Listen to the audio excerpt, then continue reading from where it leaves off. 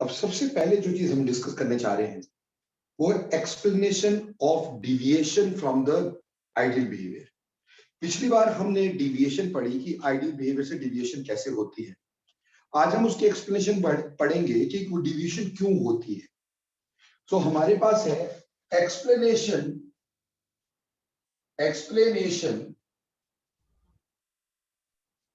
Of deviation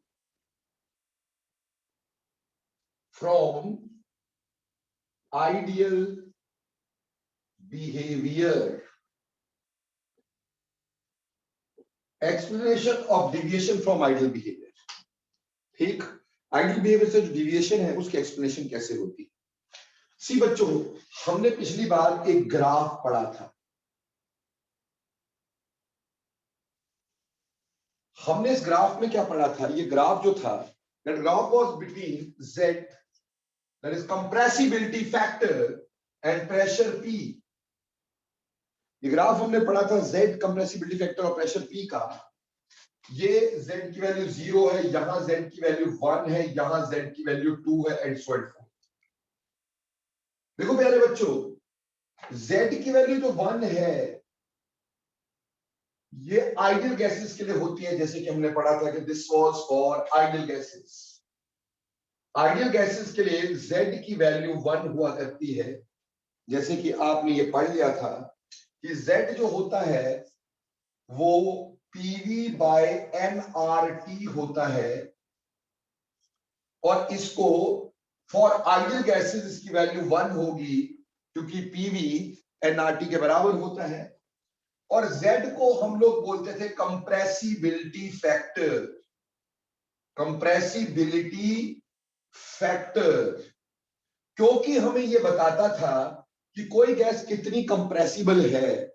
जैसे हमने पढ़ा था कि अगर Z की वैल्यू ग्रेटर देन 1 होती है, ठीक, तो हम बोलते gas is less compressible. Z की वैल्यू लेस देन 1 होती है, gas is more compressible.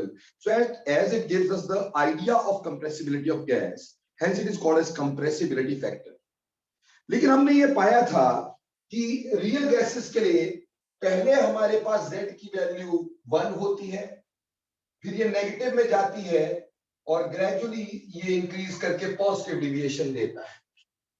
किसी भी गैस के लिए पहले हमारे पास वैल्यू कितनी होती है? लेस देन 1, प्रेशर इंक्रीज करने के साथ, and then with increase in pressure this graph changes to positive and graph becomes like this. उसी तरह से पहले गैस की value less than 1 and then increases and moves further. और यहां एक खास बात जो हमें नोटिस करनी थी वो ये कि कोई भी जो गैस होती है उसकी जितनी ज्यादा नेगेटिव डिविएशन होगी उतनी ही उस गैस की पॉजिटिव डिविएशन भी ज्यादा होगी। जैसे ये वाला जो कर्व है ये यहां से यहां सबसे नीचे है, तो यहां वो सबसे ऊपर भी है। तो जिस गैस की नेगेटिव डिविएशन ज्यादा होती है अल्टीमेटली उस गैस की पॉजिटिव डिविएशन भी ज्यादा होती है। पर उसका मतलब ये नहीं कि ये दोनों वैल्यूज बराबर होंगी कि जितनी नेगेटिव होगी उतनी पॉजिटिव होगी, नहीं, ऐसा नहीं है।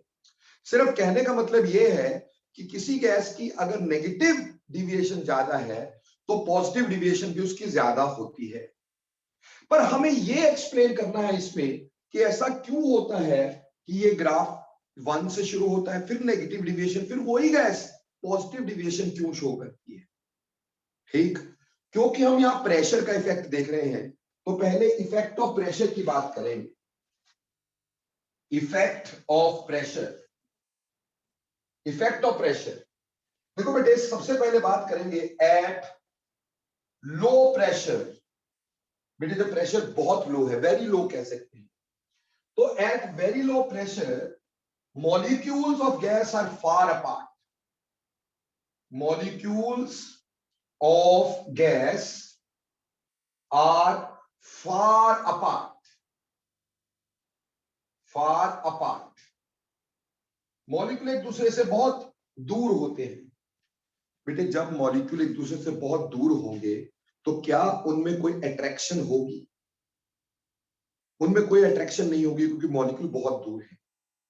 और अगर अट्रैक्शन नहीं होगी तो अट्रैक्शन को बताने वाला होता था ए, है ना।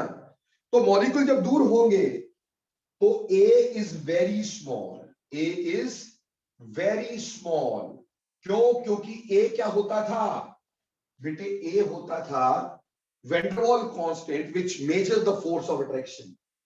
हमने पिछली बार एक इक्वेशन डिराइव की थी, वैन डर वाल इक्वेशन, बोला P plus a n square upon b square into v minus n b is equal to n R T. क्या हमने पिछली बार ये इक्वेशन डिराइव की थी कि नहीं की थी? जिसमें हमें यह पता था कि ए जो होता है वो measure of force of attraction होता है और बी जो होता है वो मॉलिक्यूलर वॉल्यूम होता है, वो मॉलिक्यूलर वॉल्यूम होता है। अब जब प्रेशर बहुत ही लो है, when pressure is very low, तो molecules are far apart, molecules are very far apart, तो a is very small. As well as जब मॉलिक्यूल दूर होंगे खाली जगह ज्यादा होगी, मॉलिक्यूलर वॉल्यूम पूरी वॉल्यूम के मुकाबले बहुत कम होगी। तो हम ये भी कह सकते हैं कि b is also very small, also very small. तो जब प्रेशर हमारे पास लो हुआ तो ए और बी दोनों ही स्मॉल है। So therefore a n square by b square is very small, very small as compared to P। जो प्रेशर है, ठीक, इस प्रेशर के मुकाबले इसकी वैल्यू बहुत ही छोटी है। क्यों? ए छोटा है भाई, ए छोटा है तो ये सारी वैल्यू क्या होगी? छोटी होगी। And hence it is neglected, therefore it is neglected. इसको नेग्लेक्ट किया जा सकता है क्योंकि प्रेशर के मुकाबले a n square by b square बहुत छोटा है। सिमिलरली क्योंकि बी भी बहुत स्मॉल है, also n b is very small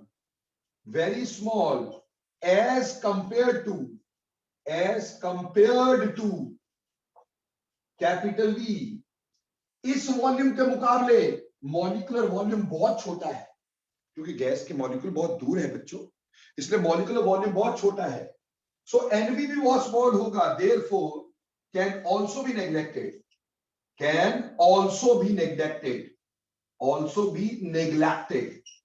अब हमने क्या किया? हमने तो ये भी नेग्लेक्ट कर दिया, हमने ये भी नेग्लेक्ट कर दिया। सो van der Waals equation changes to van der Waals equation changes to तो वैन डर वाल इक्वेशन किसमें चेंज कर जाएगी? PV is equal to nRT। क्योंकि ये भी नेग्लेक्टेड, ये भी नेग्लेक्टेड, तो PV is equal to nRT, यानी वी गेट आइडियल बिहेवियर, ठीक। तो हमें आइडियल बिहेवियर मिलेगा और इसीलिए बहुत लो प्रेशर पे Z की वैल्यू 1 है और हमारे पास आइडियल बिहेवियर होगा। बोलो बेटे, पहली बात समझ में आई कि नहीं? जल्दी बोलते जाओ, शाबाश। Okay, very well done, very well done. अगली बात देखिएगा, नेक्स्ट बात देखिएगा। मान लो अब हम बात कर रहे हैं eight moderate pressure, moderate pressure. जब प्रेशर मॉडरेट होगा, थोड़ा सा प्रेशर लगाएंगे, मॉलिक्यूल थोड़े पास आ जाएंगे। जब पास आएंगे तो मॉलिक्यूल एक दूसरे को पोलराइज करेंगे, उसमें डायपोल डायपोल अट्रैक्शन या हाइड्रोजन बॉन्ड्स या वैन डर वाल फोर्सेस आनी शुरू हो जाएंगी। यानी eight moderate pressure molecules come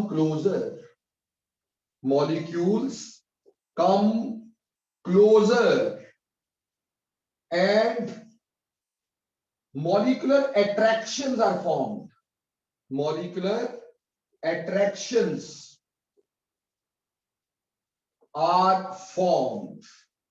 यानी मॉलिक्यूलर अट्रैक्शन आ गई बेटा।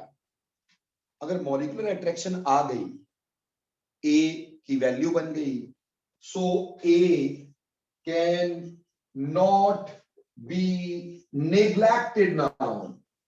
अब A को आप नेग्लेक्ट नहीं कर सकते, है ना बेटा, क्योंकि फोर्स ऑफ अट्रैक्शन बन गई।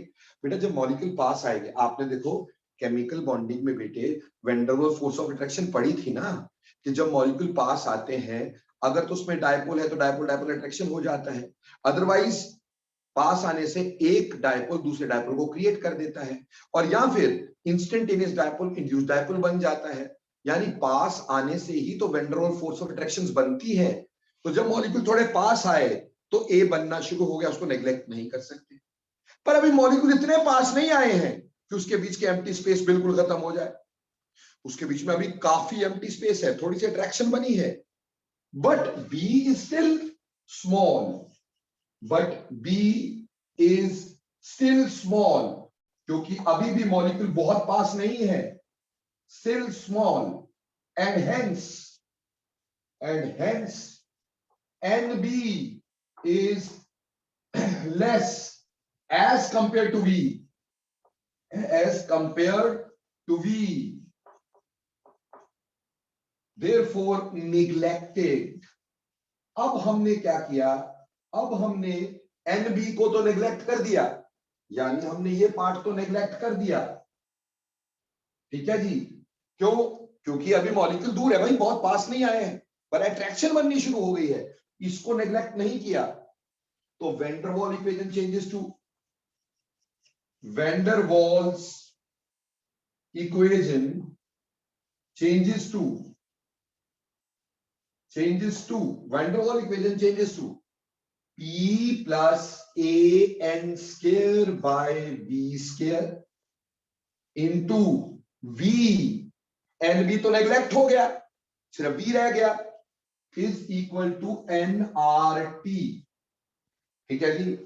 अब इसको थोड़ा सॉल्व कर लेते हैं, तो ये अंदर मल्टीप्लाई हुआ है PV प्लस यहां मल्टीप्लाई होगा तो V से V कैंसिल हो जाएगा, AN square upon B is equal to NRT। बोलो क्लियर? अब इसको इधर ले जाते हैं तो PV is equal to NRT minus AN square by V, ठीक है जी। बच्चों मेरे को Z निकालना है, क्या निकालना है? Z, और Z किसके बराबर होता है? PV बाय NRT के बराबर, तो मुझको PV बाय NRT करना है। उसके लिए मैंने क्या किया, divide whole equation by NRT, divide whole equation by NRT, NRT से डिवाइड किया तो बेटा क्या बना, PV को डिवाइड कितने से किया? NRT से। NRT को डिवाइड किससे किया? NRT से। AN स्क्वायर बाय V को किससे डिवाइड किया? NRT से। तो सारी इक्वेशन को NRT से डिवाइड कर दिया। अब PV बाय NRT क्या होता है? PV बाय NRT Z होता है, और NRT बाय NRT क्या हो जाएगा? 1 हो जाएगा। यहां से A can cancel, minus AVRT। तो यहां एक बात समझ में आती है कि Z की वैल्यू 1 में से कुछ कम करना पड़ेगा तब आएगी। Therefore, सिंपल बात, Z is less than 1. So therefore we have negative deviation. ठीक, and hence we have negative deviation. तो जब प्रेशर मॉडरेट हुआ, थोड़ा सा बढ़ा, तो देखो हमारे पास नेगेटिव डिविएशन आई कि नहीं? क्यों आई? Why there was negative deviation? क्योंकि जब मॉलिक्यूल पास आए तो उसमें अट्रैक्शन बननी शुरू हुई, ए आना शुरू हो गया। जब ए आना शुरू हुआ बच्चों तो क्या हुआ, ए को नेग्लेक्ट नहीं कर सकते थे, तो AN square by V square neglect नहीं हो सकता था। लेकिन अभी मॉलिक्यूल्स दूर थे तो NB नेग्लेक्ट हो सकता था, तो हमने NB को नेग्लेक्ट किया, पूरी इक्वेशन को यूज किया। पूरी इक्वेशन में हमने ये NB नेग्लेक्ट करके बाकी को सॉल्व किया, NRT से सारी इक्वेशन को डिवाइड किया, तो पाया क्या, Z is equal to 1 minus AVRT, A divide by VRT। तो इससे पता चला कि z की वैल्यू में 1 में से कुछ माइनस करना होगा, यानी z की वैल्यू 1 से कम होगी, इसलिए नेगेटिव डिविएशन होगी। बोलो क्लियर बच्चों?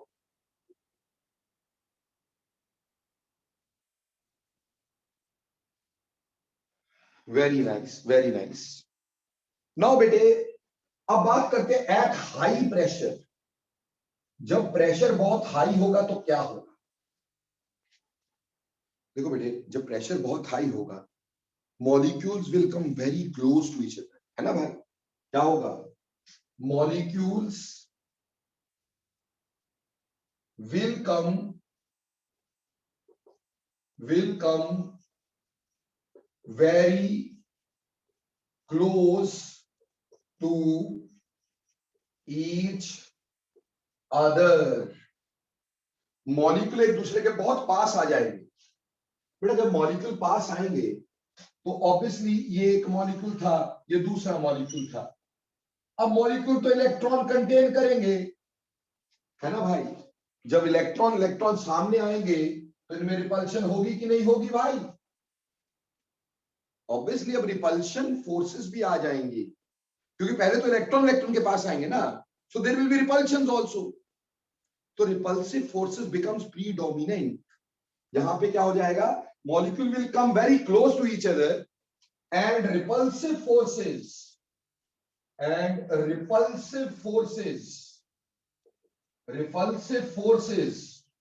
becomes प्रीडोमिनेंट, यानी रिपल्सिव फोर्सेस ज्यादा हो जाएंगी, है ना बेटा? देखो जी, दूर से देखा बहुत सुंदर लग रही थी, थोड़े से पास आए तो गाल पे एक तिल दिखाई दिया, लगा तिल तो खूबसूरती की निशानी होती है। थोड़े से और पास आए, लगा 2-3 तिल है, कोई बात नहीं। थोड़ा सा और पास आए, देखा तिल नहीं है, चेचक के दाग है। जितनी अट्रैक्शन थी किसमें चेंज हो गई? रिपल्शन में, है ना? थोड़ी सी और पास आई, जब थोड़ी और पास आई तो पता चला लड़की थी नहीं, लड़का था, बाल बढ़ाए हुए थे, है? तो सारी अट्रैक्शन किस में चेंज हो गई? रिपल्शन में चेंज हो गई ना। तो कहने का मतलब, मॉलिक्यूल दूर से एक दूसरे को देखते बहुत पसंद करते हैं, जब वो पास पास आते हैं थोड़ा सा रिपल्शन होनी शुरू होती है, ठीक? फिर भी वो पास आते रहते हैं, थोड़ा और पास आते हैं, रिपल्शन और ज्यादा हो जाती है। जब बहुत पास आते तो रिपल्शन बहुत ज्यादा हो जाती है। और अगर रिपल्शन ज्यादा हो गई, ए तो अट्रैक्शन था, अट्रैक्शन में से रिपल्शन माइनस ज्यादा हो गई, तो ए की वैल्यू बहुत कम हो गई, जबकि प्रेशर इज वेरी हाई। तो यहां पे हो क्या गया? Repulsive forces predominate, therefore A is very small as compared to pressure, क्योंकि प्रेशर हाई था और प्रीडोमिनेंट फोर्सेस रिपल्शन की हैं, इसलिए ए कम हो गया। So therefore A n square by B square can be neglected। इसको नेग्लेक्ट कर सकते हो, पर क्या आप B को नेग्लेक्ट कर सकते हो? अब तो मॉलिक्यूल्स बहुत पास है, तो मॉलिक्यूलर वॉल्यूम तो नेग्लेक्ट नहीं हो सकती है। Now but B can not be neglected. अब हम B को नेग्लेक्ट नहीं कर सकते, तो हमारे पास अब ये वाली टर्म तो नेग्लेक्ट हो गई, लेकिन ये वाली नहीं हुई। तो इक्वेशन क्या बनी? P into V minus NB is equal to nRT। P के आगे वाली टर्म नेग्लेक्टेड और V minus NB as it is equal to nRT। अब बेटे इसको जरा सॉल्व करो, तो PV minus PNB is equal to nRT। इसका मतलब PV is equal to nRT plus PNB, ठीक है जी? Divide whole equation by nRT,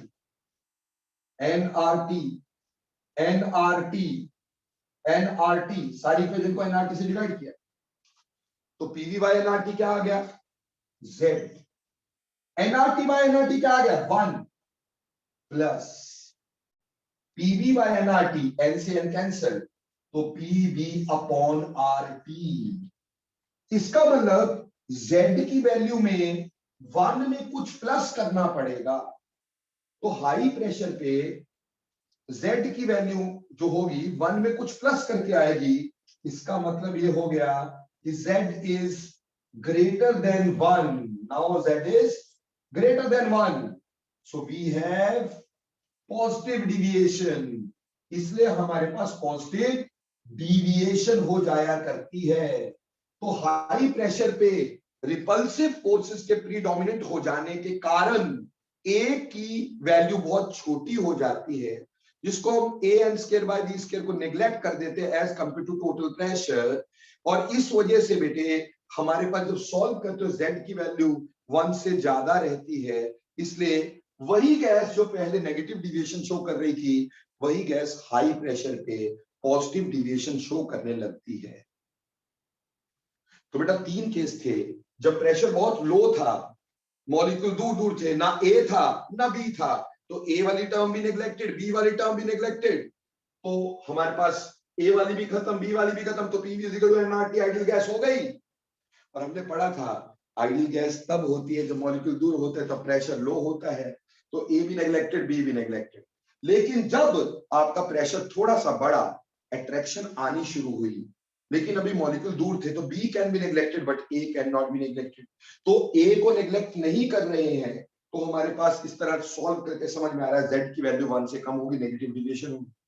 पर जब प्रेशर बहुत हाई होगा तो रिपल्सिव फोर्सेस आर प्रीडोमिनेंट, और रिपल्सिव फोर्सेस प्रीडोमिनेंट होने की वजह से वो ए को कम कर देंगी, और जिसकी की वजह से हम ये कह सकते हैं कि ए वाली टर्म को नेग्लेक्ट कर दीजिएगा और हमारे पास ये पॉजिटिव डिविएशन सामने आ जाएगी। फटाफट बोलो, ये सारा कुछ समझ में आया कि नहीं?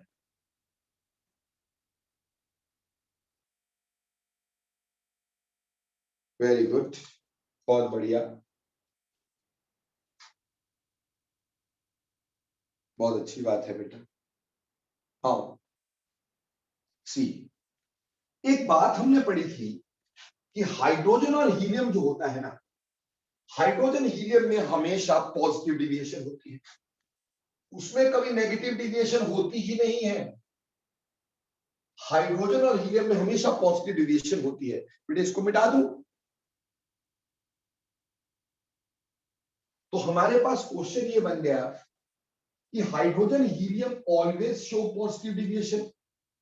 ठीक, hydrogen helium always show positive deviation by hydrogen and helium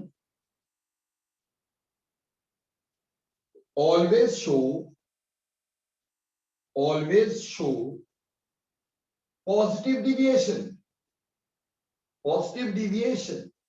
उसमें नेगेटिव डिविएशन आती ही नहीं है। Why?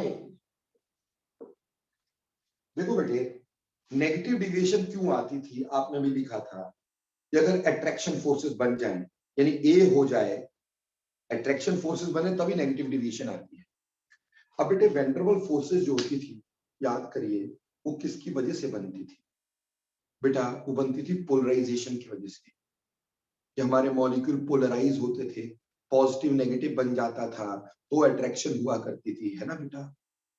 चाहे उसमें लंदन डिस्पर्शन फोर्सेस हो, चाहे उसमें कीजम फोर्सेस हो, चाहे उसमें डेबाये फोर्सेस हो, वो सभी पोलराइजेबिलिटी की वजह से थी। गैसेस में पोलराइजेबिलिटी होती थी, लेकिन पोलराइज होने के लिए मॉलिक्यूल बड़ा होना चाहिए, इलेक्ट्रॉन उससे दूर होने चाहिए, ताकि इलेक्ट्रॉन्स को आसानी से खींचा जा सके और वो पोलराइज हो सके। पर हाइड्रोजन हीलियम बहुत छोटे हैं, तो वो पोलराइज ही नहीं होते, यानी उसमें कभी अट्रैक्शन आती नहीं, सो ए इज ऑलवेज नेग्लेक्टेड। अगर अट्रैक्शन आई नहीं, अट्रैक्शन की वजह से ही तो नेगेटिव डिविएशन होती थी, ए कभी आना ही नहीं, तो ऑब्वियसली नेगेटिव डिविएशन होनी नहीं। उसमें अगर प्रेशर ज्यादा कर दोगे तो उल्टा रिपल्सिव फोर्सेस जरूर हो जाएंगे, अट्रैक्टिव फोर्सेस तो खास होंगी नहीं। समझ में आई बात? इस वजह से बेटे उसमें सिर्फ पॉजिटिव डिविएशन होगी। तो आप इसका आंसर दोगे because hydrogen and helium are very small very small, cannot be polarized. Cannot be polarized. Hence, A is always neglected. A is always neglected. A हमेशा neglect होगा, and therefore equation will change to this. ये derivation करके दिखा दें. Therefore equation will be this. ठीक, और उसको derive करेंगे तो positive deviation ही आएगी. So there can be positive deviation only. Negative deviation तो तभी हो सकती थी अगर attraction होती. यहाँ attraction है ही नहीं, इस वजह से हमेशा positive deviation होती है. बोलो ये clear हो गया कि नहीं हो गया? अब बेटे इस पर्टिकुलर पार्ट में से क्या क्या क्वेश्चन आएंगे? बेटा इस पर्टिकुलर पार्ट में से क्वेश्चन आ सकते हैं. सबसे पहले तो एट हाई प्रेशर, ठीक, at high pressure van der Waals equation changes to high pressure पे Z is equal to 1 plus PV by RT positive deviation. At moderate pressure it changes to 1 minus A by VRT, ठीक, and at very low pressure it is PV is equal to NRT ideal behaviour is there, ठीक. या फिर हमें ऐसे दे देते हैं कि molecules are having molecules have forces of attraction but they are small, उनका साइज स्मॉल है, ठीक है, पर मॉलिक्यूलर अट्रैक्शन है. तो वैन डर वाल्स इक्वेशन कैसे लिखोगे? यानी ए है बी नहीं है. या ऐसे बोल दें कि molecules have finite sizes and non zero force of attraction. बेटा फाइनाइट साइज मतलब उनका एक साइज है और नॉन जीरो यानी ए भी है. जब ए भी होता बी भी होता तो van der Waals equation. But अगर बोले molecules do not have finite sizes या बहुत स्मॉल हैं और forces of attraction non zero है तो नेगेटिव डिविएशन. जो फोर्स ऑफ अट्रैक्शन है तो नेगेटिव डिविएशन. तो इक्वेशन ये. तो इस तरह के क्वेश्चन बोलो क्लियर और not.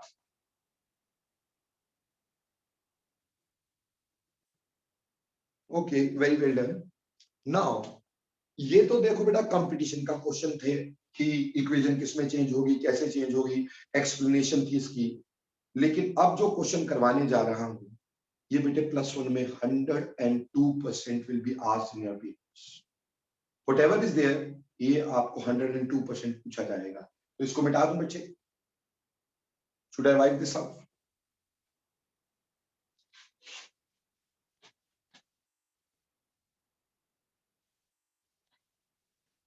Now very very very important question है.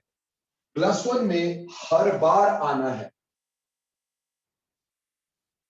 +1 का अगर पेपर आपका सब्जेक्टिव है तो पक्का ही आना है. पर मैं यहाँ पे कंपटीशन पॉइंट ऑफ व्यू से भी बताऊंगा और बेटे इसको +1 के पॉइंट ऑफ व्यू से भी तुम्हें क्लियर करूं.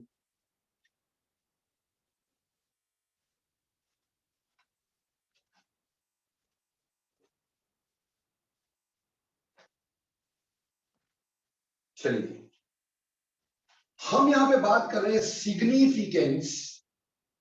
Significance of a and b. ये जो ए और बी हमने वैन डर वाल्स इक्वेशन में देखे थे इनका क्या सिग्निफिकेंस है, क्या होता है ये और इनके होने से क्या होता है, ठीक. इसके ऊपर क्वेश्चन किस तरह के आ सकते हैं ये सारा very very very important part तुम्हें करवाने जा रहा हूं. सबसे पहले हम बात करेंगे physical significance of A. Physical significance of A. now सबसे पहली बात ये जो ए है ये क्या है बेटा? This a it is a van der Waals constant. Van der Waals constant ये एक वैन डर वाल्स कांस्टेंट होता है, ठीक. ठीक है ये वैन डर वाल्स कांस्टेंट है but it measures the forces of attraction between the gas molecules. It measures the force of attraction, the forces of attraction between the gas molecules. Attraction between the gas molecules. ये gas molecules में forces of attraction जो है, ठीक, it is measure of forces of attraction between the gas molecules. ये gas molecules में forces of attraction major करता है. ठीक, अब हमने ये पढ़ा था कि जो स्मॉल p होता है, यानी प्रेशर का जो डिक्रीज हुआ था due to forces of attraction, that is equal to an square by v square. क्या हमने यही पढ़ा था कि नहीं? जो स्मॉल डिक्रीज इन प्रेशर था रियल गैसेस में, वो क्या था? वही तो an square by v square था. अब यहां से हम a निकालते हैं, तो यहां से a निकालेंगे तो pv square upon n square आएगा. pv square upon n square का मतलब क्या होगा कि प्रेशर का यूनिट होगा एटमॉस्फेयर, वॉल्यूम का यूनिट होगा लीटर, और उसका भी स्क्वायर है यहां पर, और divided by number of mole का यूनिट मोल, उसका भी स्क्वायर है. इसलिए इसके जो यूनिट्स होंगे वो होंगे atmosphere, litre square, mole inverse square. ये इसके यूनिट्स होंगे, atmosphere, litre square, mole square, inverse. लेकिन बेटे अगर मैं एसआई यूनिट्स की बात करूं, एसआई यूनिट्स की बात करूं, तो एसआई यूनिट्स में प्रेशर जो होता है वो पास्कल में होता है, या फिर newton metre square inverse. Volume metre cube में होता है, उसका स्क्वायर है यहां पर. डिवाइड बाय मोल का तो खैर एसआई मोल ही है, तो ये बन गया पास्कल मीटर की पावर 6 मोल स्क्वायर इनवर्स. ये एसआई यूनिट हो गए. नाउ पास्कल जो होता है वो न्यूटन मीटर स्क्वायर इनवर्स लिखा जाता है, और मीटर की पावर 6 यहां पे आ ही गया था, मोल की पावर -2, तो ये -2 और ये +6 कैंसिल हो गए, तो इसका एसआई यूनिट ऐसे भी लिखा जा सकता है, न्यूटन मीटर की पावर 4 मोल स्क्वायर इनवर्स. तो देखो बेटे, वैसे तो उसके units atmosphere, litre square, mole square inverse होते हैं, बट एसआई में या तो पास्कल मीटर की पावर 6 मोल स्क्वायर इनवर्स, या फिर न्यूटन मीटर की पावर 4 मोल स्क्वायर इनवर्स, ये इसके यूनिट होंगे. बोलो बच्चों, यूनिट समझ में आ गए कि नहीं आ गए? ओके. नाउ बेटे, जब आपने नेगेटिव डिविएशन देखी, ठीक, नेगेटिव डिविएशन जब आपने देखी, तो आपने पाया नेगेटिव डिविएशन में जब हमने इक्वेशन डिराइव की थी, हमने पढ़ा था z is equal to 1 minus an by brt. ठीक, इसका मतलब क्या हो गया? अगर a ज्यादा हो गया तो बेटे ये वैल्यू ज्यादा होगी, 1 में से माइनस ज्यादा होगा, तो कहने का मतलब more is the value of a, more is the value of a, value of a, more is negative deviation, more is negative deviation.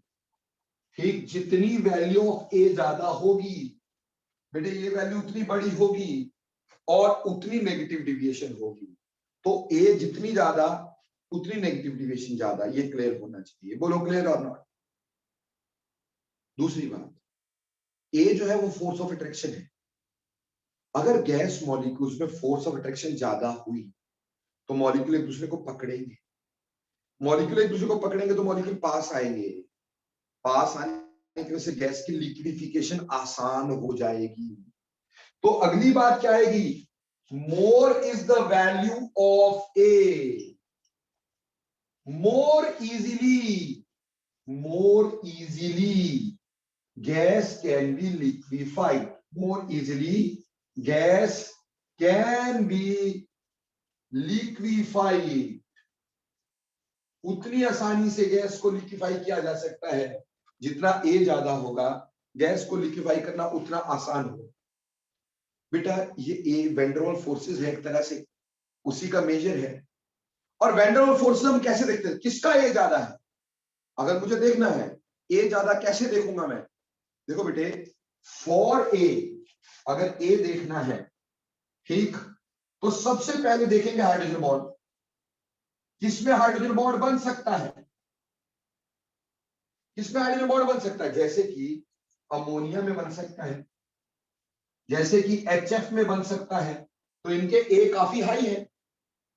अगर हाइड्रोजन बॉन्ड नहीं बन सकता है तो दूसरे नंबर पे देखेंगे पोलैरिटी, कौन गैस ज्यादा पोलर है, ठीक है जी, जैसे कि HCl, ठीक, ये गैस काफी पोलर है, पोलैरिटी है, तो आसानी से क्या होगी, पोलराइज, यू कैन से ए ज्यादा होगा, अट्रैक्शन फोर्सेस ज्यादा होंगी।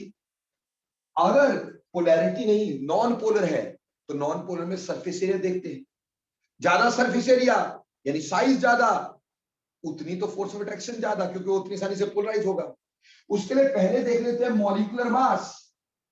अगर मॉलिक्यूलर मास ज्यादा हुआ मेरे प्यारे बच्चों, तो ऑब्वियसली सरफेस एरिया ज्यादा होगा। सरफेस एरिया ज्यादा हुआ तो गैस, उसको मॉलिक्यूल को पोलराइज करना आसान होगा।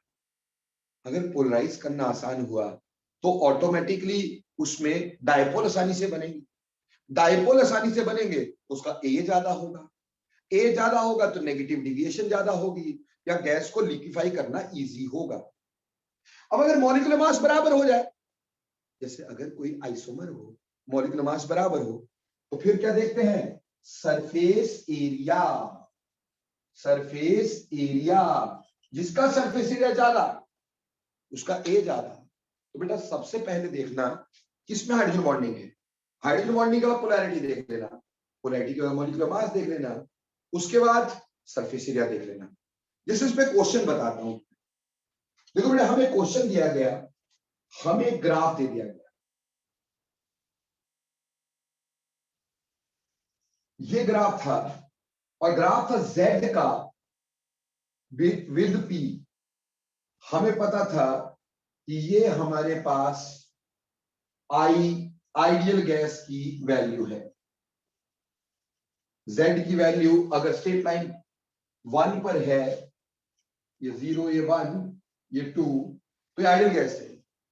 अब हमें क्वेश्चन दिया है कि हमारे पास 6 गैसेस हैं, ठीक, और उनकी ये हमारे पास ग्राफ दे दिए गए हैं। ये 6 गैसेस है और 6 गैसेस के हमें ग्राफ दे दिए गए हैं। This is gas 1, this is gas 2, this is gas 3, this is gas 4, gas 5 and gas 6।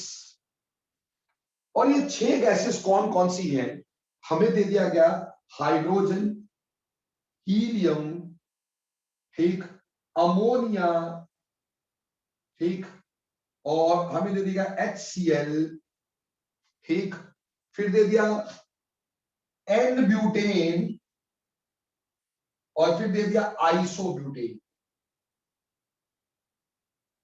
ये 6 गैसेस हमें दे दी गई। हमें बोला हमें बताना है 1 2 3 4 5 6 कौन कौन सी गैसेस हैं। देखो बेटे, हम यहां पे पहले ए का ऑर्डर लगा लेंगे, ऑर्डर ऑफ ए का ऑर्डर। ए के ऑर्डर के लिए हमें सबसे पहले क्या देखना होगा, हमें यह देखना होगा कि किसकी अंदर हाइड्रोजन बॉन्ड है। बोलो इन सभी गैसेस में से किसके अंदर हाइड्रोजन बॉन्ड बन सकते हैं? ऑब्वियसली अमोनिया के अंदर, तो सबसे बड़ा ए अमोनिया का होगा, ठीक, अमोनिया ले लिया हमने। उसके बाद हमें देखनी है हाइड्रोजन बॉन्ड और किसी में नहीं है। अभी हमें क्या देखनी है, पोलैरिटी, पोलैरिटी किसमें ज्यादा है, ये भी नॉन पोलर, ये भी non polar, isobutane and butane non polar, तो फिर क्या है, HCl। तो दूसरे नंबर पे ए होगा किसका, HCl का। अब उसके बाद ये भी नॉन पोलर, ये भी नॉन पोलर, ये भी नॉन पोलर, ये भी नॉन पोलर, तो हम मॉलिक्यूलर मास देखेंगे। तो बेटे इसका मॉलिक्यूलर मास 2, इसका मॉलिक्यूलर मास 4 और इसका मॉलिक्यूलर मास 58। क्यों, ब्यूटेन का फॉर्मूला क्या होता है, C4H10, C4H10। तो इसका मॉलिक्यूलर मास कितना, 58 और इसका भी 58, मॉलिक्यूलर फार्मूला तो सेम है। अब जो एन ब्यूटेन है, एन ब्यूटेन ये है भाई 1 2 3 4, और आइसोब्यूटेन कैसे लिखते हैं, ये आइसोब्यूटेन है। मॉलिक्यूलर मास सेम होता है तो क्या देखते हैं, सरफेस एरिया। सरफेस एरिया किसका ज्यादा हुआ बेटे, आप देखिए एन ब्यूटेन मॉलिक्यूल इतना बड़ा है और आइसोब्यूटेन ऐसे है, तो बोलो कौन ज्यादा सरफेस एरिया वाला है, एन ब्यूटेन। तो इसके बाद आ जाएगा एन ब्यूटेन, एन ब्यूटेन के बाद आइसोब्यूटेन, और आइसोब्यूटेन के बाद देखो, हालांकि हीलियम जो है उसका मॉलिक्यूलर मास तो ज्यादा है, बट हाइड्रोजन और हीलियम में से हाइड्रोजन में दो दो एटम है, इसमें एक ही है, तो इसके electrons are tightly held by the nucleus, जबकि इसके ऐसे नहीं होंगे। सो हाइड्रोजन का ए थोड़ा बड़ा होगा देन दैट ऑफ हीलियम से, ठीक, क्योंकि हाइड्रोजन में दो एटम हो गए ना बेटा, और एक एक न्यूक्लियस दोनों साइड है। यहाँ पे न्यूक्लियस के अंदर दो प्रोटॉन है, तो दोनों इलेक्ट्रॉन को टाइटली खींच के रखेंगे, तो थोड़ा सा हीलियम का मॉलिक्यूलर मास ज्यादा होने के बावजूद भी ए कम है। अब जिसका ए ज्यादा उसकी नेगेटिव डिविएशन ज्यादा है ना, तो नेगेटिव डिविएशन सबसे ज्यादा किसकी, अमोनिया की, और यहां सबसे ज्यादा नेगेटिव डिविएशन किसकी है, सिक्स्थ की, तो sixth gas is ammonia. Chhathi gas कौन सी होगी, अमोनिया। उसके बाद अगली डिविएशन किसकी होनी चाहिए, HCl की। उसके बाद किसकी होनी चाहिए, एन ब्यूटेन की। उसके बाद किसकी होनी चाहिए, आइसोब्यूटेन की। और हाइड्रोजन हीलियम तो हमेशा पॉजिटिव डिविएशन ही शो करते हैं, तो ये हाइड्रोजन हीलियम है, ऊपर वाला हीलियम, नीचे वाला हाइड्रोजन, वेरी सिंपल। बोलो ये क्वेश्चन समझ में आया भाई, ये क्वेश्चन ऑलरेडी एडवांस में पूछा है यार, उन्होंने 4 गैसेस दी थी, मैंने आपको 6 गैसेस बताई, ठीक। इसी तरह से एक क्वेश्चन तुम्हें मैं देता हूं, अपने आप सॉल्व करने की कोशिश करना इस क्वेश्चन। मान लो मैंने तुम्हें यही ग्राफ दिया है, ये Z का ग्राफ है बिटवीन पी आइडियल गैस, और मुझे सिर्फ 4 गैसेस दी है, 1 2 3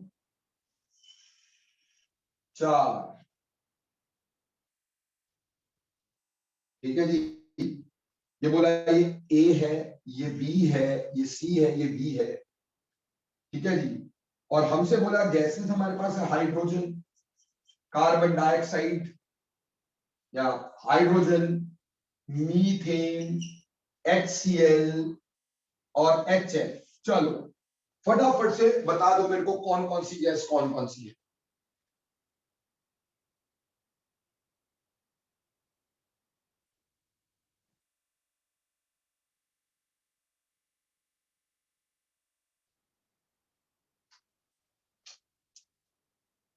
जल्दी जल्दी बताओ, शाबाश। सो प्यारे बच्चों, हमें यह पता था कि अगर ए का ऑर्डर पूछा होता तो सबसे ज्यादा ए होना था HF में, क्यों, हाइड्रोजन बॉन्डिंग है, ठीक। बी का पूछा होता, ये एक ऑर्डर है बच्चे, ठीक। उसके बाद पोलैरिटी थी HCl में, फिर मॉलिक्यूलर मास ज्यादा था मीथेन का, और सबसे कम किसका था, हाइड्रोजन का। बेटे हमें यहाँ पॉजिटिव डिवीजन में, जिसकी नेगेटिव डिवीजन ज्यादा उसके पॉजिटिव डिवीजन तो ज्यादा है ही, और ए तो हो ही सिर्फ क्या सकती है, हाइड्रोजन। ए कैन ओनली भी हाइड्रोजन, क्योंकि इसमें पॉजिटिव डिवीजन ही होती, नेगेटिव होती नहीं। बाकी उसके बाद पॉजिटिव डिवीजन ज्यादा किसकी होगी, HF की, क्योंकि जिसकी नेगेटिव ज्यादा उसकी पॉजिटिव ज्यादा। फिर किसकी होगी, HCl की, और सबसे कम डिवीजन किसमें आएगी, यहाँ पे मीथेन में। तो मतलब ए हाइड्रोजन था, बी HF था, सी HCl था, और डी मीथेन था। बोलो क्लियर हो गया, यस और नो।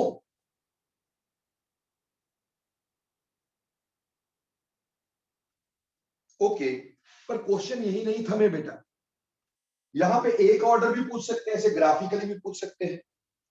आपने ये सारा समझ लिया बेटा,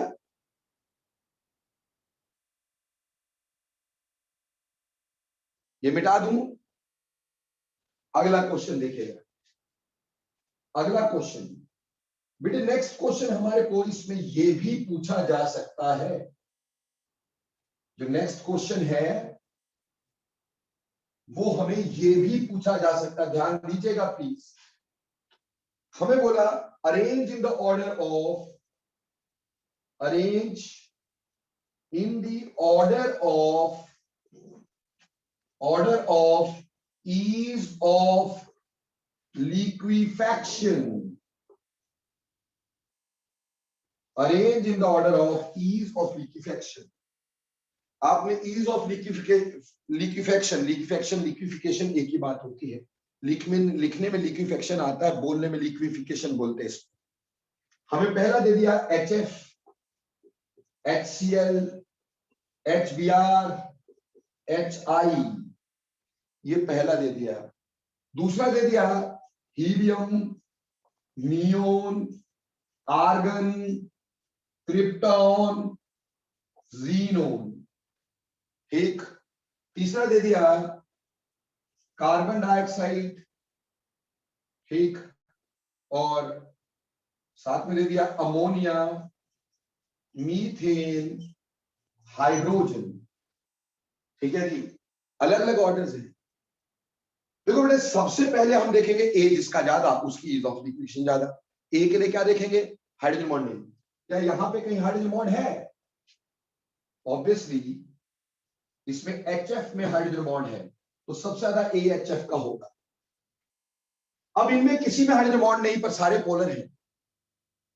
अब सारे पोलर हैं पर हाइड्रोजन बॉन्ड नहीं है, तो पोलैरिटी तो सभी में। तो फिर क्या देखेंगे? सरफेस एरिया, यानी मॉलिक्यूलर मास ज्यादा। तो मॉलिक्यूलर मास ज्यादा किसका होगा? HI का। फिर किसका होगा? HBr का। फिर किसका होगा? HCl का। बोलो, इज इट क्लियर? ये ईज ऑफ लिक्विफिकेशन हो गई। पहले हाइड्रोजन बॉन्ड वाला, फिर मॉलिक्यूलर मास देख लिया, क्योंकि सारे पोलर थे। अब यहां सारे नॉन पोलर हैं। अगर सारे नॉन पोलर तो सिर्फ मॉलिक्यूलर मास ही रह गया, तो उसमें सबसे ज्यादा किसका? जीनोन का। उसके बाद किसका? क्रिप्टॉन का। फिर आर्गन का, फिर नियोन का, और सबसे कम इजी लिक्विफिकेशन किसकी हो गई? हीलियम की। वैसे ही अगर मैं इधर बात करूंगा तो सबसे ज्यादा किसका? अमोनिया का, क्योंकि उसमें हाइड्रोजन बॉन्ड। उसके बाद कार्बन डाइऑक्साइड, मॉलिक्यूलर मास ज्यादा। उसके बाद मीथेन, मॉलिक्यूलर मास कम, सबसे कम हाइड्रोजन। बोलो बेटे, ये समझ में आता है? लेकिन there is one pitfall share with you, and this हमारे पास हमें 4 गैसेस दी। हमें होता नाइट्रोजन, ऑक्सीजन, ठीक, methane and carbon dioxide. In 4 gases को ईज ऑफ लिक्विफिकेशन के ऑर्डर में लगाना है। हम पढ़ रहे हैं ईज ऑफ लिक्विफिकेशन, ठीक, ईज ऑफ लिक्विफिकेशन के ऑर्डर में लगाना है। देखो बेटा, इसका एक्सपेक्टेड ऑर्डर क्या है? चलो, अगर आप एक्सपेक्टेड ऑर्डर लगाएं, यस वेदांश, एक्सपेक्टेड ऑर्डर क्या होगा? मॉलिक्यूलर मास के हिसाब से देख लें। सारे नॉन पोलर हैं। इसका मॉलिक्यूलर मास 28, इसका 32, इसका 16 और इसका 44। तो एक्सपेक्टेड ऑर्डर जो था वो था carbon dioxide is greater then methane, is greater then oxygen, which is greater than nitrogen and which is greater than methane according to molecular mass। ये expected order था, but actual order ये नहीं है। अब actual order देखें, जब इसका actual order देखेंगे तो actual order क्या आया बेटा? actual order कार्बन डाइऑक्साइड तो नंबर 1 है, लेकिन उसके बाद मीथेन है, फिर ऑक्सीजन और नाइट्रोजन है। यार ये क्या मतलब हुआ? मीथेन का ज्यादा कैसे हो गया जबकि मॉलिक्यूलर मास कम था? बेटे देखो, ऑक्सीजन में डबल बॉन्ड होता है, नाइट्रोजन में ट्रिपल बॉन्ड होता है। सो ऑक्सीजन के electrons are tightly held and nitrogen में ट्रिपल बॉन्ड है और भी टाइटली हेल्ड, तो उनको पोलराइज करना मुश्किल बेटे, है ना। और पोलराइज करना मुश्किल तो डायपोल बनना मुश्किल, डायपोल बनना मुश्किल तो वेन डर वाल फोर्सेस आना मुश्किल, वेन डर वाल फोर्सेस कम तो ए कम, ए कम तो ईज ऑफ लिक्विफेक्शन कम। बोलो बेटा समझ में बात आई कि नहीं, जल्दी बोलना यस और नो।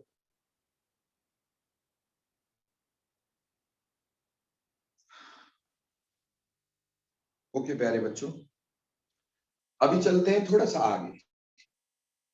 ठीक, अब हम बात करेंगे बी की। ये तो ए क्या होता है, उसका क्या सिग्निफिकेंस, यूनिट्स क्या है, क्या सिग्निफिकेंस है, सारा कुछ लिखना है।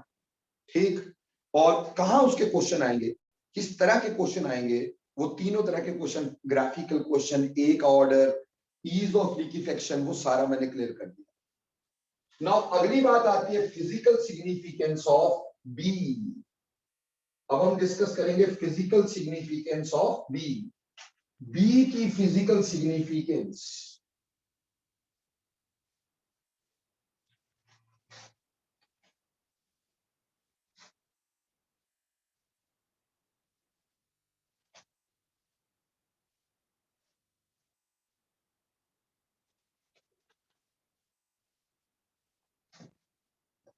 Physical significance of b.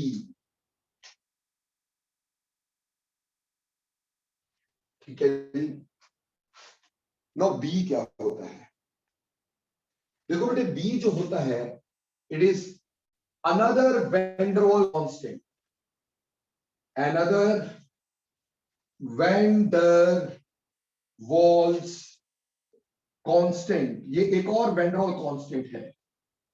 ठीक, it is also called as covolume, covolume और एक्सक्लूडेड वॉल्यूम, एक्सक्लूडेड वॉल्यूम। यानी रियल गैस में हम गैस के मॉलिक्यूल्स की वॉल्यूम साथ में लेते थे ना बेटा, इसलिए ये जुड़ी हुई वॉल्यूम को वॉल्यूम है। और आइडियल गैस में हम उसको एक्सक्लूड कर देते थे, ये नहीं लेते थे, गैस की वॉल्यूम नहीं लेते थे, तो इसको एक्सक्लूडेड वॉल्यूम भी बोलते हैं।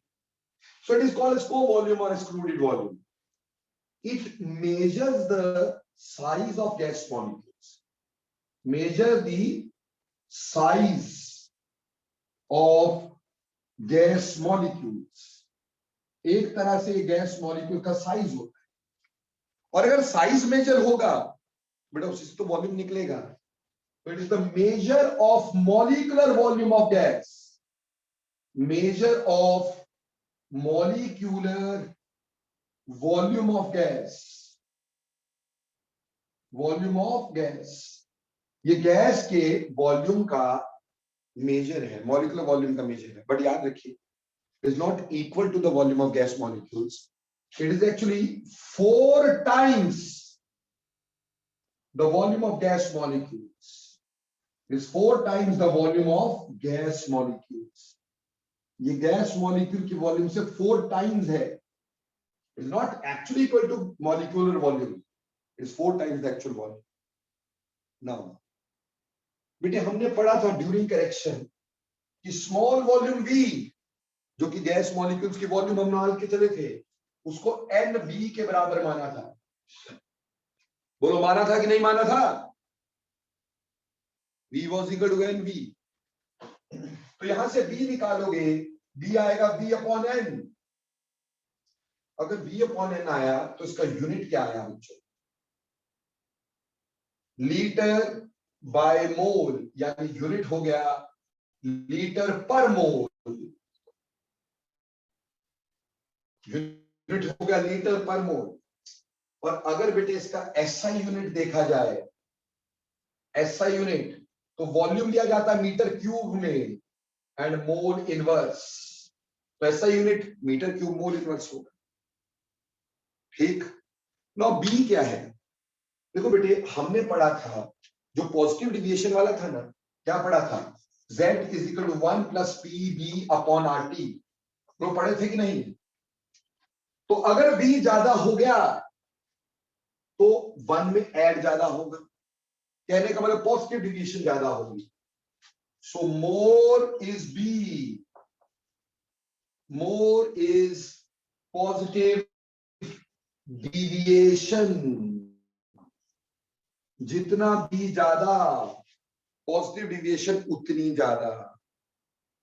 और पॉजिटिव डिविजन ज्यादा का मतलब gas is less, so more is b, lesser compressible is the gas. अगर बी बड़ा है, मॉलिक्यूलर साइज बड़ा है, तो भैया जब पास लाओगे तो मॉलिक्यूल थोड़े दबेंगे, छोटे मॉलिक्यूल के ज्यादा पास आ पाएंगे, बड़े मॉलिक्यूल ज्यादा पास नहीं आएंगे, कंप्रेसिबिलिटी कम होगी।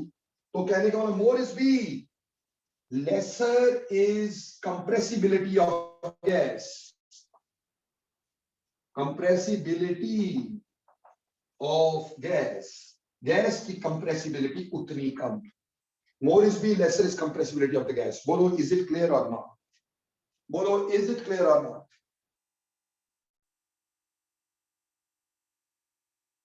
ओके, तो ये बी था बेटा। तो बी तो सीधे साइज पे डिपेंड कर गया भैया, जिसका साइज ज्यादा उसका बी ज्यादा, खत्म। तो ये ए और बी के सिग्निफिकेंस थे बेटा। ए क्या होता है, बी क्या होता है, और ये पेपर में क्वेश्चन आएगा बेटा, what is the physical significance of a and b. ठीक है बच्चों, चलो अब लास्ट टॉपिक है इस चैप्टर का, लिक्विफेक्शन ऑफ गैसेस। ठीक, लास्ट टॉपिक है liquefaction of gases. Gaseous state का लास्ट टॉपिक है।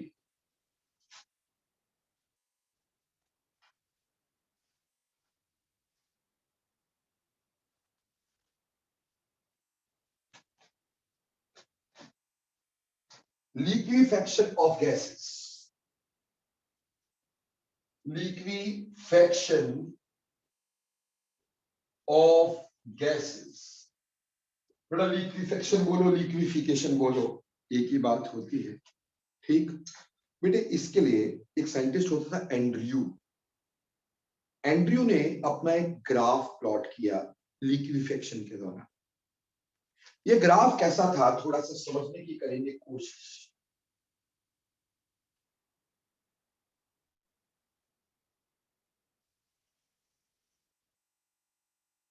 ये P है, ये V है, पीवी गर्व, बॉयल्स लॉ। ठीक, पीवी गर्व को हम क्या बोलते थे, आइसोथर्म बोलते थे ना बेटा, है ना, टेम्परेचर इज केप्ट कांस्टेंट। तो आइसोथर्म बनाया, इसलिए उसको एंड्रयूज आइसोथर्म बोलते हैं। एंड्रयू ने कार्बन डाइऑक्साइड को लिया था। ठीक, मैं कोई भी एक्स वाई जेड कोई भी गैस लेके उसकी लिक्विफिकेशन की बात करता हूं। एक टेम्परेचर T1 पे, ये टेम्परेचर T1 पे मैंने एक गैस का वॉल्यूम ले लिया। अब मैं इसको लिखता हूं। बेटे एक बात बताओ, क्या तुम मुझे बता सकते हो कि गैस को लिक्विफाई कैसे किया जा सकता है? कैसे कर सकते हैं, सोचो जरा, बताओ बताओ बताओ। हाँ जी वेदांश, बिल्कुल सही। हम प्रेशर को बढ़ाएंगे। ठीक, और क्योंकि टेम्परेचर तो मैं कांस्टेंट ही रखूंगा, क्योंकि आइसोथर्म बना रहा हूं, टेम्परेचर तो कांस्टेंट रखूंगा, पर गैस का प्रेशर बढ़ाऊंगा ताकि मॉलिक्यूल पास आए। तो एंड्रयू ने क्या किया था, कार्बन डाइऑक्साइड लेके पहले उसके ऊपर प्रेशर लगाया, जैसे प्रेशर बढ़ाया वॉल्यूम ऑफ गैस कम हो गया। ठीक है जी, इस साइड को प्रेशर बढ़ रहा है, इस साइड को वॉल्यूम कम हो रहा है, तो प्रेशर बढ़ा ऊपर की साइड को, वॉल्यूम कम हो गया। से ये पॉइंट ए है और ये पॉइंट बी है, और at point b gas starts liquefying. Gas liquefy होनी शुरू हो गई।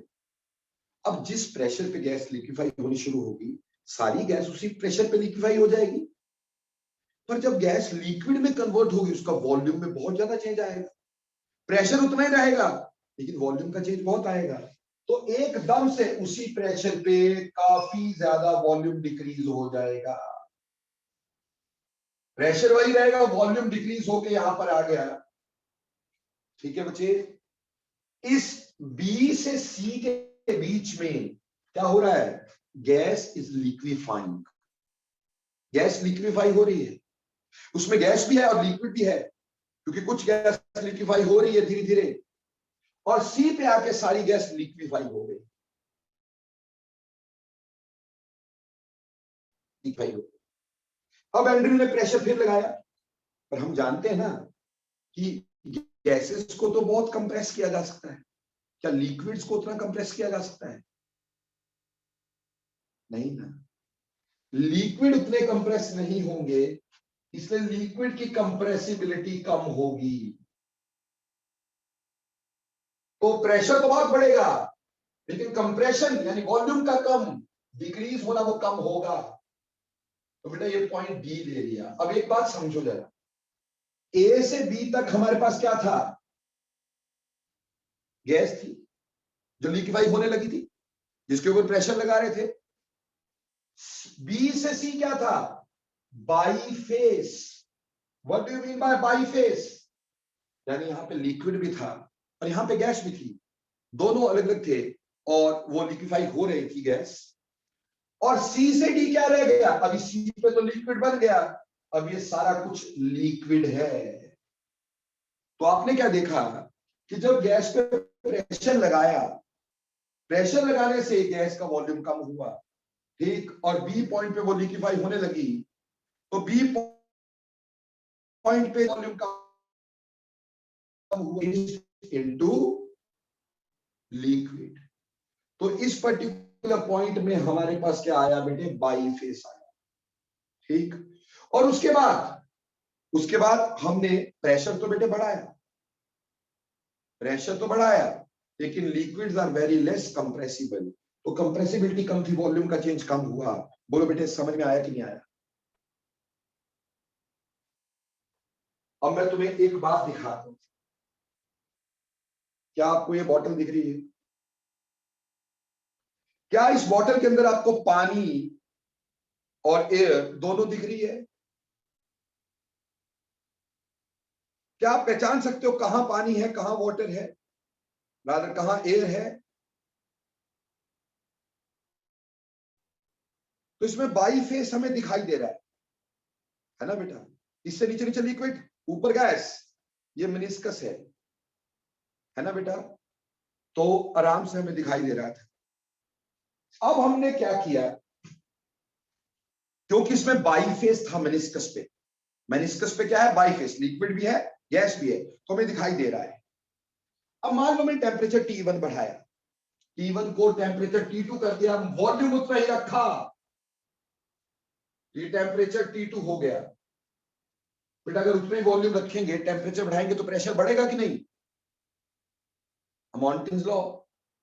तो प्रेशर बढ़ गया।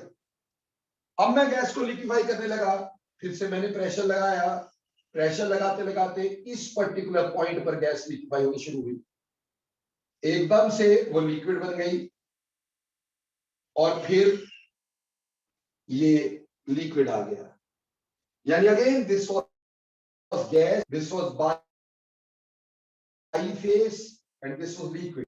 लेकिन आप देखो बाईफेस का जो वॉल्यूम है वो थोड़ा कम हो गया है, यानी प्रेशर इतना हाई है कि गैस एकदम से लिक्विड में चेंज हो जाती है।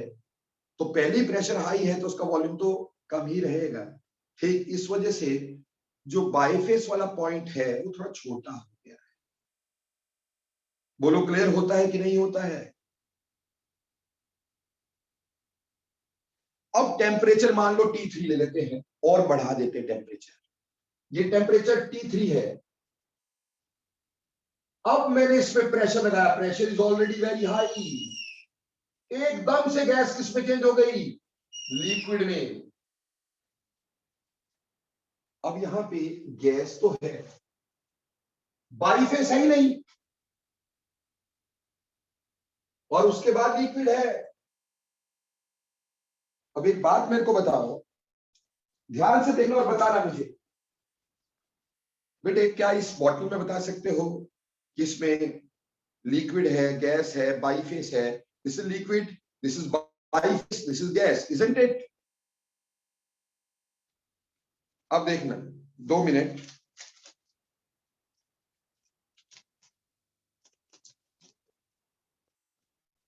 now can you tell me where is the liquid, where is the gas and where is your biface? क्या अब लिक्विड और गैस में कहीं फर्क नजर आ रहा है? क्यों नहीं नजर आ रहा है यार? वो क्या चीज थी जिसकी वजह से हमें ये फर्क नजर आ रहा था। क्या था? मेनिस्कस। अगर मेनिस्कस होता तो इसमें फर्क नजर आता है, लेकिन अगर मैं मेनिस्कस हटा देता हूं, ठीक, तो देखो हमें पता ही नहीं चलता है कहां पे गैस है कहां पे लिक्विड है, हमें कॉन्टिन्यूअस स्टेट नजर आती है, इजंट इट? इसी बात को ध्यान में समझिएगा कि हमारे पास ये वाला एरिया, ये वाला जो एरिया है बाईफेस वाला, इसको मैंने ऐसे ले लिया, ये सारा बाईफेस वाला है, यानी इसमें मेनिस्कस नजर आ रही है, इसमें बाई फेस भी नजर आ रहा है, दो फेस भी नजर आ रहे हैं, लेकिन यहां meniscus by face is absent, यानी मेनिस्कस इज एब्सेंट। अब जब मेनिस्कस एब्सेंट होगी, क्या उसके बाद पता चलेगा कहां गैस कहां लिक्विड? नहीं। उसके ऊपर अगर मैं टेम्परेचर लेके गैस को लिक्विफाई करने लगूंगा, भैया मेरे को पता ही नहीं चलेगा कि कहां पर हमारे पास गैस थी कहां लिक्विड थी, कुछ पता नहीं चलेगा, हमें एक कॉन्टिन्यूअस स्टेट नजर आएगी। तो इस पर्टिकुलर जगह पे हमारे पास कॉन्टिन्यूअस स्टेट हो जाएगी, कॉन्टिन्यूअस स्टेट हो जाएगी। कॉन्टिन्यूअस स्टेट क्या होती है? जब मेनिस्कस एब्सेंट हो जाता है। आप बताओ, क्या ऐसे समय पे जब कॉन्टिन्यूअस स्टेट आएगी, क्या हम गैस को लिक्विफाई कर पाएंगे? अरे गैस लिक्विड में फर्क ही नहीं पता तो लिक्विफाई का झंडू करेंगे, है ना भाई? हम लिक्विफाइड कर ही नहीं पाएंगे, क्योंकि गैस लिक्विड में फर्क ही नहीं पता उस समय, है ना?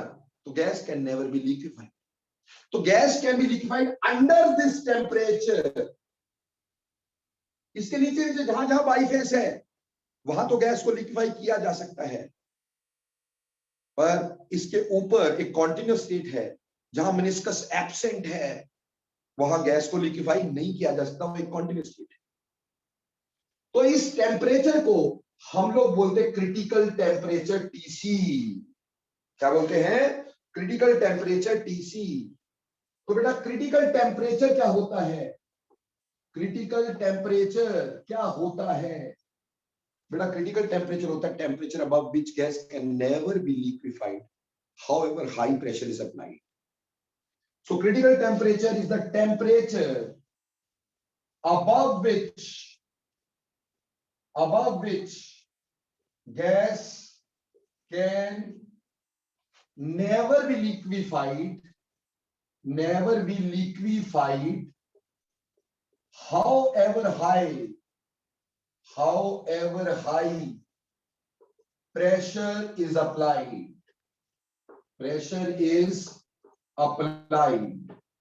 ये एक ऐसा टेम्परेचर है जिस टेम्परेचर के अबव गैस को कभी भी लिक्विफाई नहीं कर सकते। क्यों? इसके ऊपर स्टेट है बेटा, बाईफेस एब्सेंट है, तो प्रेशर जो मर्जी लगा दो फर्क ही नहीं पड़ना है, क्योंकि हमें गैस और लिक्विड में फर्क ही नहीं पता होना है, हमें तो कॉन्टिन्यूस दिखाई देना है, वो गैस है लिक्विड है हमारे को पता ही नहीं है।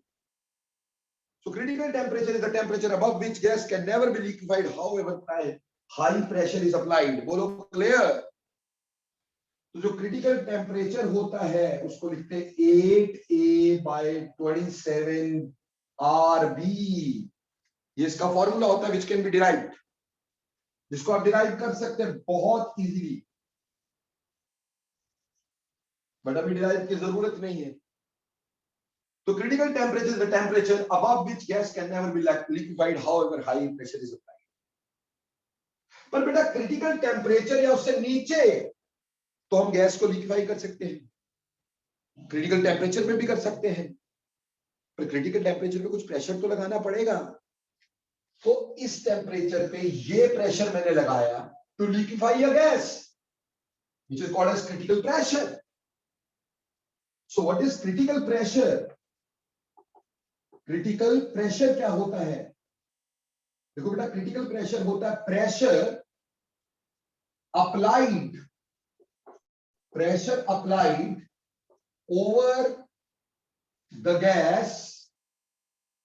over the gas at critical temperature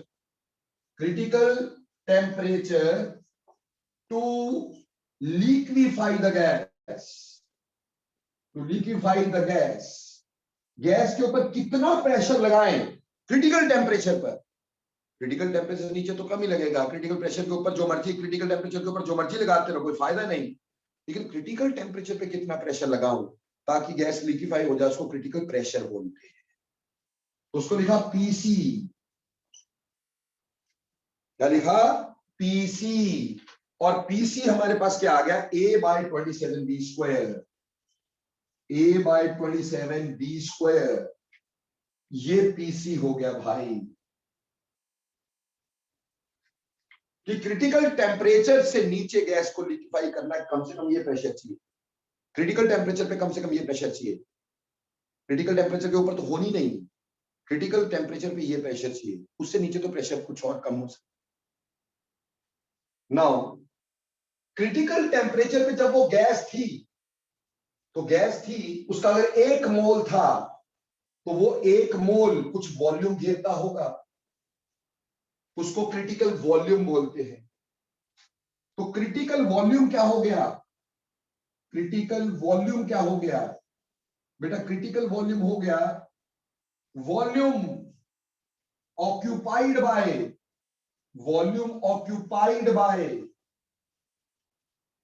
1 mole of gas at critical temperature, critical temperature, volume occupied by 1 mole of gas at critical temperature, that is VC. VC is equal to 3B. VC is equal to 3B.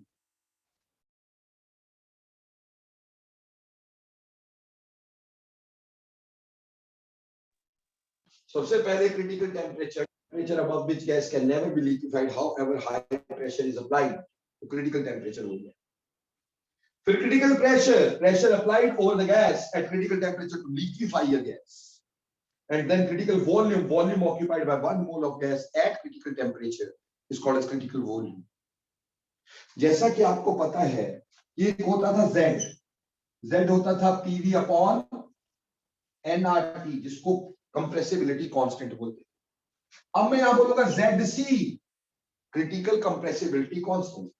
तो बेटा PC VC upon RTC for 1 मोल, 1 मोल के लिए 1 है, तो PC VC upon RTC। अब देखो भैया, PC की वैल्यू पुट करो जरा, A/27B², VC की वैल्यू पुट करो 3B divided by TC, R into TC की वैल्यू पुट करो 8A/27 RB। देखो दोस्तों, एक B से ये वाला B कैंसल और इस वाले B से ये वाला कैंसल, R से R, A से A कैंसल, 27 से 27 कैंसल, तो ZC will be 3/8। Critical compressibility constant की वैल्यू होती है 3/8, दैट इज 0.375। जैसे आइडियल गैस के लिए Z की वैल्यू 1 होती है, क्रिटिकल टेम्परेचर प्रेशर वॉल्यूम लेके क्रिटिकल कंप्रेसिबिलिटी कांस्टेंट की वैल्यू 0.375 होती है। बोलो बेटे, क्रिटिकल फिनोमिना समझ में आए कि नहीं? जल्दी बोलना, जल्दी, टाइम कम है।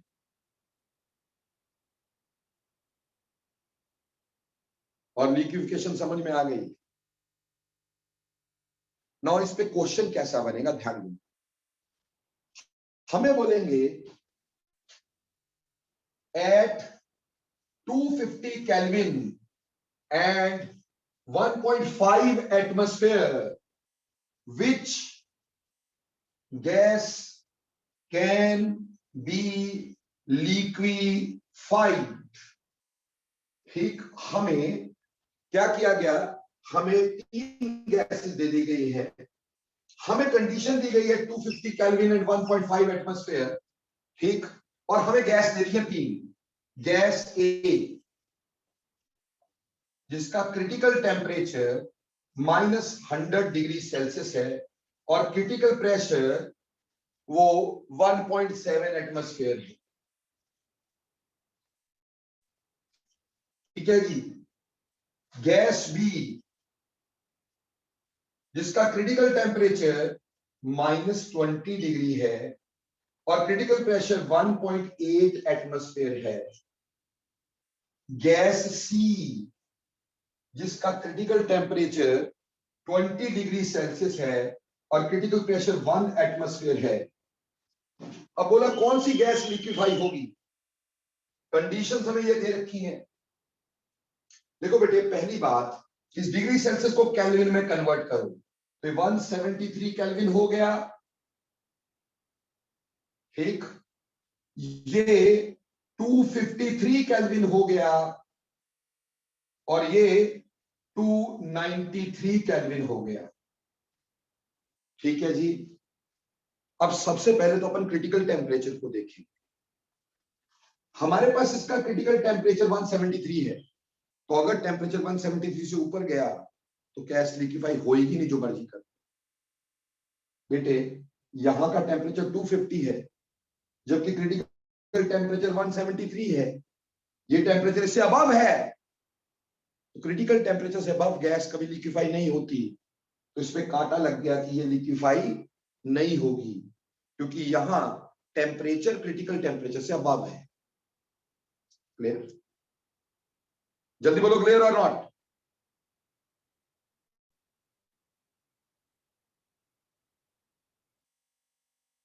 अब यहां आ जाओ। यहां क्रिटिकल टेम्परेचर 253 है, लेकिन हमारे पास टेम्परेचर 250 है, यानी हमारा टेम्परेचर क्रिटिकल टेम्परेचर कम है। ये गैस लिक्विफाई हो सकती थी, पर प्रेशर चाहिए था 1.8 एटमॉस्फेयर। क्रिटिकल प्रेशर कितना था? 1.8, यानी 253 से नीचे टेम्परेचर चाहिए था, वो है, ज्यादा नहीं है, पर प्रेशर चाहिए था 1.8 एटमॉस्फेयर। क्या यहां पे है? नहीं है ना यार। तो नहीं है, तो ये गैस भले इसका क्रिटिकल टेम्परेचर गिवन टेम्परेचर से अबव है, गैस लिक्विफाई की जा सकती है, पर क्रिटिकल प्रेशर ही नहीं है। प्रेशर चाहिए था इतना, है इतना, तो ये भी नहीं होगी। अब इसका टेम्परेचर 293, यानी क्रिटिकल टेम्परेचर 293 है और इसका गिवन हमारे पास 250 यानी नीचे है, तो गैस लिक्विफाई हो सकती है। प्रेशर चाहिए था हमारे पास 1 एटमॉस्फेयर, क्रिटिकल प्रेशर था 1 एटमॉस्फेयर, इतना चाहिए था, यहां 1.5। तो बेटे हमारे पास प्रेशर भी उतना है जिससे हम लिक्विफाई कर सके, क्रिटिकल टेम्परेचर से भी कम टेम्परेचर है, तो this gas can be liquefied. यानी हम ये कह सकते हैं, to liquefy a gas, to liquefy a gas temperature should be equal to or less than critical temperature, and pressure should be equal to or greater than critical pressure. Temperature critical temperature से कम या बराबर होना चाहिए, उससे ऊपर नहीं होना चाहिए, और प्रेशर नीचे नहीं होना चाहिए, उससे ऊपर या बराबर होना चाहिए। बोलो क्लियर? एंड लास्ट बात,